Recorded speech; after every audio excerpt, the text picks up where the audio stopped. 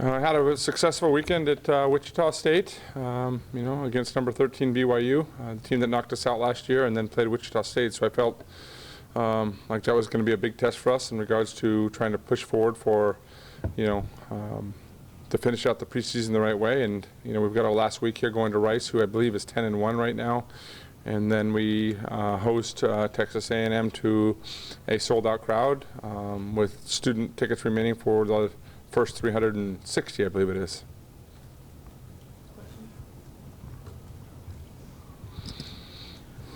Jerritt, what have you noticed about your team's demeanor? You fell behind 1-0 to BYU. USC took the first set. You won both games in 4. I think Logan said after the match that the team has been doing a better job this year playing in the moment and kind of not worrying about the past. Have you noticed that from your team this year? Yes. I mean, there's one of the reasons you want to schedule this is to kind of see how they respond. This group fights together, and so it's been really fun to kind of see them develop in the face of adversity, and it's why we schedule these matches. But they have done a really nice job of just staying with the plan and being monotonous about the way they see the game and are focused on more of the process for each point. And we don't have any kind of jitters or nerves, or they just go out there and they compete, and they feed off each other, and it's starting to come more and more. And so I saw that this weekend a little bit. It was that BYU match is a tough match because there's nobody there in the crowd. It's quiet. It's a very eerie feeling when you're playing such a big match and there's no energy there, and you got to create it yourself. And they definitely pushed us in the first game. I thought we had some opportunities to get some separation, but didn't do that. And then, we came back and then kind of just kept going. And then as the match kept going, we were able to create a little bit more momentum and win the last game by a decent amount of points. So it was good. And then I was very concerned about Wichita State, just from the fact that there wasn't, a top 25 team and how you're going to go into that environment and be prepared. And I challenged them about the responsibility of wearing that uniform and what it meant to prepare a little bit more. And they were surgeon like. They came out and they just played and got better and better and had fun doing it, which was pretty cool to see. What do you want out of to see out of your team this week as you guys get ready for Big 12 against 2 pretty decent teams? Yeah, I want to see 2-0. It's great. I mean, I think it's great that Rice is having the year that they're having. It's good for us. We want our fans in Houston to come out and be a part of that, and our players get to showcase themselves that are from Houston. But it's going to be a good test. We've been watching our own self from this past weekend, and I'll get the film on Rice a little bit later on today and then start watching that tonight and tomorrow and prepare for them.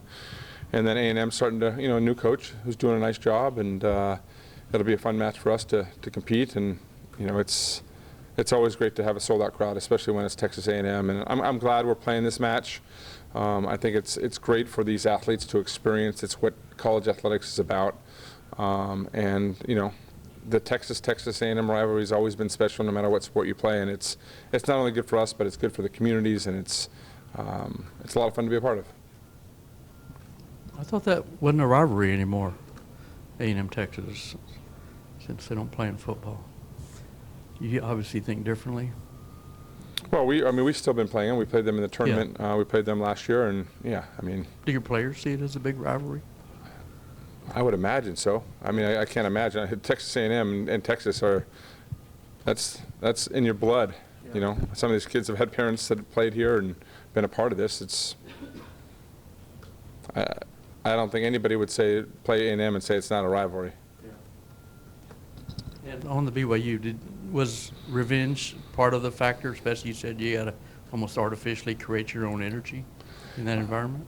Well, I don't think you talk about that as a coach.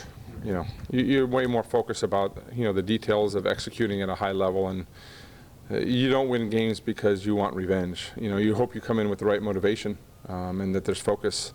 And I think our teams are prideful enough that they know what happened last year, and they wanted that. But if I'm needing to address that, there's some issues there. It's more about how we prepare, and when you're Texas, everybody comes after you every single night, and so my job is, can we prepare the same way emotionally, mentally, physically? Are we connected going into that match, and are we ready to play? Yeah, people don't realize the schedule that our athletes go through. I mean, it's right now with how young we are. My biggest concern is where we are emotionally. We played all these big matches. We've been traveling.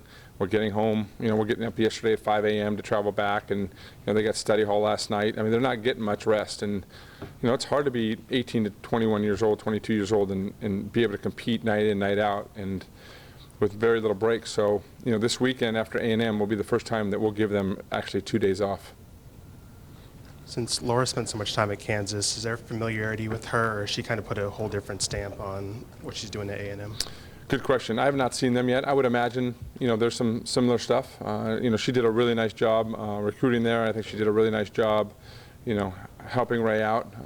Got a lot of respect for Ray in that program, and now she's trying to create her own brand. So I think the girls enjoy playing for them. I think she's relaxed and has fun with them, so she creates a good brand for them, and we'll see where they're at when they come in.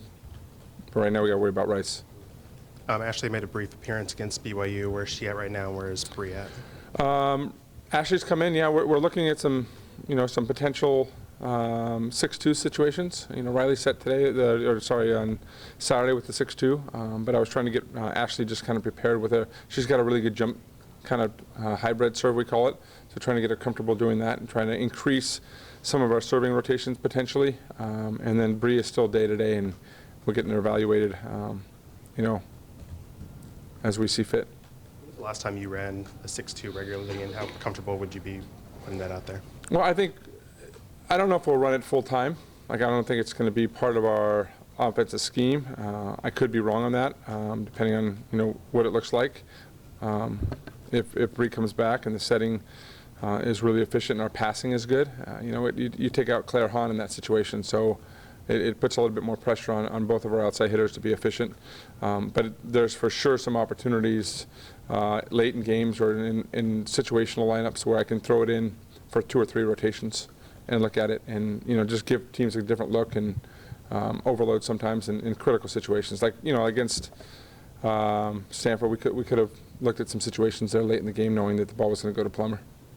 What were your thoughts on Jenna taking on a 6'5" girl and getting a kill against BYU? Well, that video has definitely gone viral. What are we at now? How many views? 300,000. So it's great for our social plan. We're getting close to 100,000 on Instagram. But it's part of our brand. It's Adam, who put it together, did a phenomenal job, and our girls got a lot of kicks out of it. How much has Jenna grown from where she was at the end of last season to where she is right now? I think Jenna's grown up a lot. There's still a process that we're working with her on to be accountable to work for every single point in every practice. She's put some good weeks together. I thought her setting wasn't on point against BYU as much as it has been. We came in and set a lot more, and then I thought she had one of her best matches against Wichita State. And some of that is a product of probably my coaching, just because we've been going so much, we haven't had time, and practices have been really short. So we just spent a little bit more detail on that. But it's a process to get them to be where you want them to be over a period of time, and for her to take the leadership and the standards that she wants to play by, and hopefully competing on every single point and making our team better in the little things. Because we know that we give up points with her blocking, but she can make it up in the other areas, and she's got that capability, and I've seen good stretches of that from her.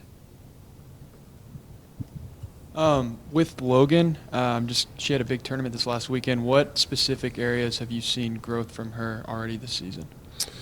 Well, Logan's been, she's a pleasure to coach. I think this summer kind of opened her eyes with the USA team, kind of seeing where she needed to be as a 6th rotation player.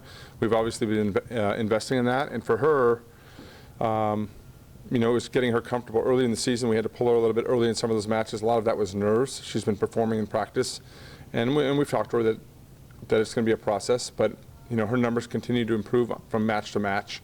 So she's becoming a complete 6th rotation player. So, I think her attack range, where she's attacking, has really grown. Her shots are really opening up a lot of opportunities for herself. I think her swings out of the backcourt, her passing, her defense, and then when her serve is on, it's one of the best in the country. So you talk about nerves. You guys have a couple games under your belt at Greg this season, but with such a young team, what do you expect from the atmosphere against A&M on Friday, and then how can you kind of calm those nerves?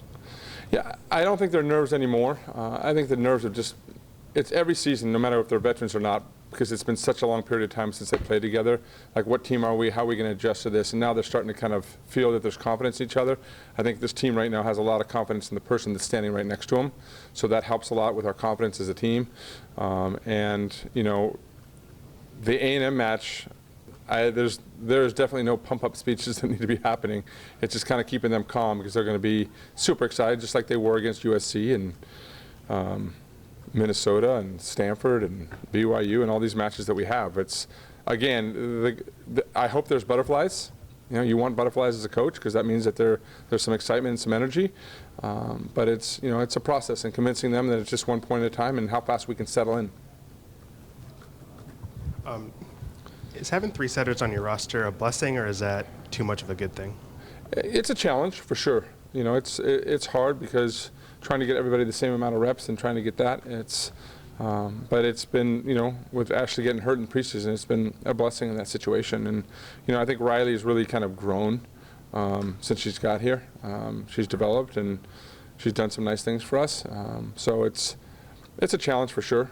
But I think they all have great attitudes. I think they support each other in a high level, and I would imagine that Tom has the same situation with quarterbacks and kind of managing that. So again, a head coach's job is to manage the personnel that they have and to make sure that everybody's on the same page and supporting and creating some unity with that, and we have that with the setters.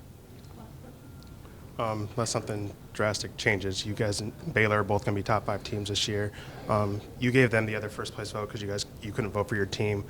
Are you surprised that they've risen the way they are, and does Baylor need to be good for the Big 12 to be a good conference? Yeah, I think the goal for at least our staff is to have the strongest conference possible. I think some of our coaches in our conference are getting their teams to that point.